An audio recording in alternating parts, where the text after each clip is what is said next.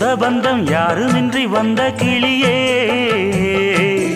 ஒரு சொந்தம் இப்போ வந்ததென்ன வாசல் வழியே